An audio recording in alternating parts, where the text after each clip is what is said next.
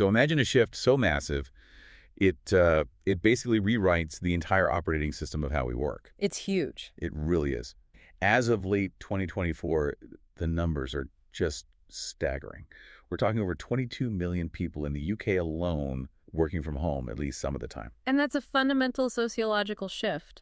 For a neurotypical brain, it's, a change of scenery, a logistical puzzle. But not for the ADHD brain. No. Yeah. When you introduce the ADHD brain into that new environment, the stakes change completely. It's not just about where your laptop is. It's about how your brain itself engages with reality. Exactly. And that's what we are really unpacking today. Because on paper, working from home sounds like the ultimate ADHD dream, right? It does. Total freedom. No stuffy suits, no horrible fluorescent lights buzzing over your head, no boss hovering. It sounds like paradise. Mm-hmm. But the stack of research and articles we've pulled for this deep dive, well, it's a classic double-edged sword. It can be a dream, sure, but it can just as easily turn into this chaotic void. Where structure just collapses. Yeah, and you find yourself deep in a Wikipedia rabbit hole at 2 p.m, still in your pajamas. That's the central tension right there. The flexibility is amazing, but that lack of external scaffolding, the bells, the meetings, the physical presence of other people, it can leave the ADHD brain just spinning. So our mission for this deep dive is pretty specific. We're not just going to say, try harder. Or buy a planner. Exactly. We have combed through advice from ADHD specialists, from veteran telecommuters, to find, I think it's over 15 specific strategies to really hack this whole work from home thing. And what I like about these sources is they go beyond the basics. We're going to get into the neuroscience of why structure actually matters and how you can engineer an environment that works with your brain, not against it. Okay, let's dive in then. We have to start with that double-edged sword idea. The sources really highlight why this is so appealing at first. And I have to say, the freedom of movement point, that one really hit home for me. It's a huge one. I mean, think about the cognitive cost of a typical office. There's this social pressure to be still. To look professional. Right. You sit at a desk, you sit in a chair. But for someone with hyperactivity or even just high kinetic energy, holding that pose takes a massive amount of brain power. You are spending processing power just not moving. That's such a good way of putting it. So at home, that energy is just refunded to you. Precisely. At home, you can slouch. You can work from the floor, which is surprisingly popular. You can lie on the bed. You're not spending 20% of your brain power monitoring your own body language. You can actually use it for critical thinking. That makes total sense. And it connects to sensory control, too. Offices are sensory minefields. Oh, absolutely. Phones ringing, people chatting. Of the visual clutter. At home, you're the master of the environment. You control the volume, the temperature, all of it. And let's not forget meetings. The sources bring up a great point about Zoom. In a real conference room, if you start fidgeting or doodling, you're seen as bored or disrespectful. All eyes are on you. But on Zoom, you can turn the camera off. Or you can fidget under the desk. You aren't trapped in the room socially or physically. The anxiety just plummets. Okay, so that's the dream. But here is where it gets tricky and where the sources offer a serious reality check.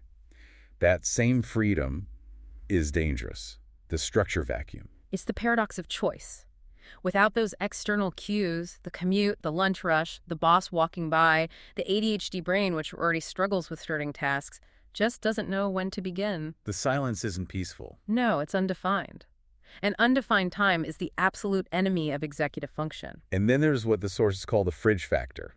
I love the term, but the reality is not great. It's a real biological challenge. We know the ADHD brain has a baseline dopamine deficit. It's always hunting for stimulation. And the kitchen is full of it. Full of quick dopamine fixes, high sugar, high carb snacks. At the office, you have social pressure keeping you at your desk. At home, the temptation to raid the fridge every time you hit a boring task is incredibly high. You're not just hungry, you're chemically bored. Exactly. Which brings up the invisibility problem. When no one is watching, procrastination just spikes because there's no immediate social consequence you can hide. And that leads to that shame spiral one of the articles talked about. You do nothing, you feel terrible, so you do even less. It's a vicious cycle. So we know the trap. Let's talk about getting out of it. The next layer of this deep dive is engineering your environment. The sources are really clear on this. You can't just rely on willpower. You have to choose the space itself. Right. Willpower is finite. You need to build a container for your focus. And rule number 1 is separation. Have a dedicated workspace.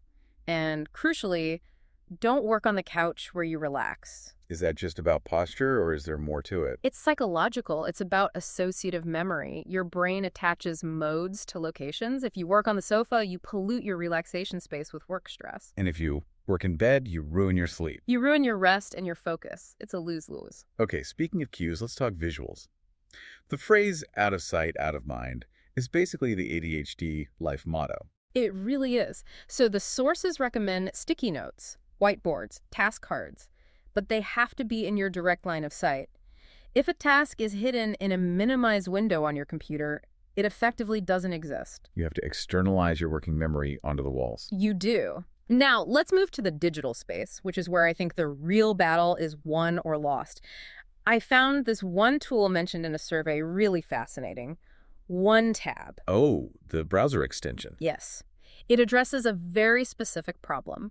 The rabbit hole effect. Yeah. You're researching something and suddenly you have 20 tabs open because you're afraid to close them. It's visual noise. Yep. It's exhausting just looking at it. Totally. So OneTab collapses all of them into a single neat list. Yeah. You don't lose the info, but the shiny headlines aren't screaming at you anymore. It lowers the cognitive load instantly. And for the really hardcore distractible, there are the locking tools. Apps like Freedom or Cold Turkey. It's necessary scaffolding. You're basically outsourcing your willpower to software. But I want to touch on something else from the sources. The email trap. Ah, the ding of a new message. It's like a siren's call. It's more than that. The expert in the book we read explains that getting an email gives you a little dopamine hit. It makes you feel wanted or needed. So you feel productive because you were busy, but you didn't actually do anything important. Exactly. You can spend 8 hours clearing an inbox and achieve nothing of real value. The recommendation is to close the email app entirely. Don't just minimize it, close it. Okay, so we built the bunker. Now how do we actually manage the time inside it? Time blindness is a real thing. It is. ADHD brains often just see time as now and not now. The future is this hazy concept. So one of the cleverest tips is the commute trick. I love this one. Even if you're just walking 10 feet to your desk, create a commute. It's about signaling to the brain. One person mentioned specifically putting on shoes, not slippers, actual shoes. It tells your brain, we're in work mode now. A walk around the block does the same thing. You physically leave home and come back to work. It sounds silly, but it works. Now, once you're in the chair, the sources are huge fans of the Pomodoro technique. 25 minutes on, 5 minutes off. Why is that so good for ADHD specifically? It creates artificial urgency.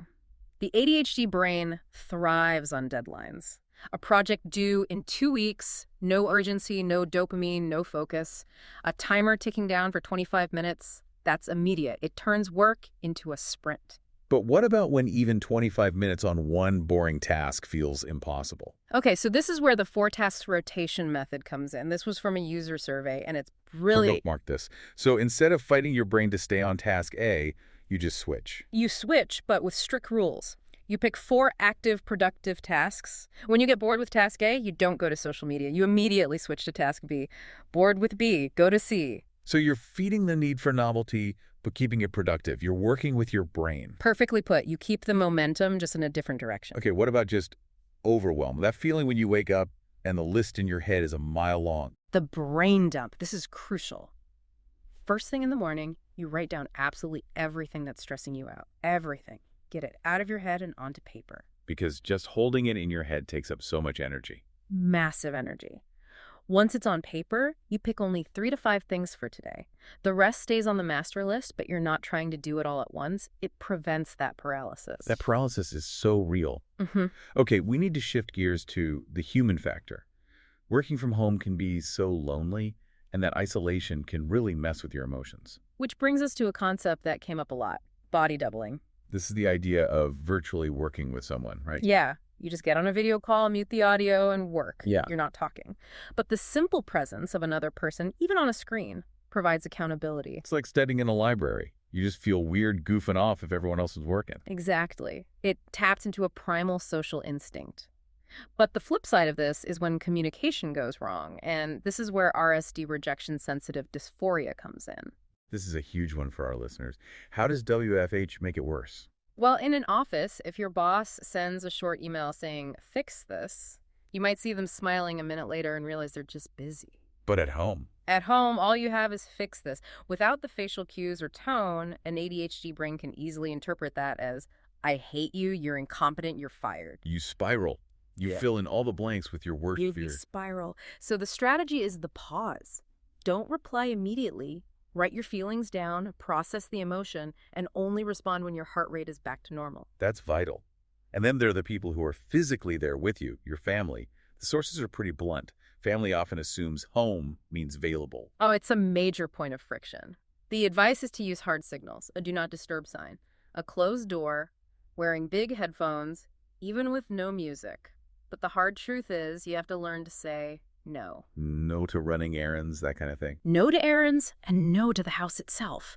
If you walk past a full dishwasher at 10 a.m., the impulse is to empty it for that quick dopamine hit of finishing something. But you wouldn't do that at the office. You wouldn't, and it shatters your flow state.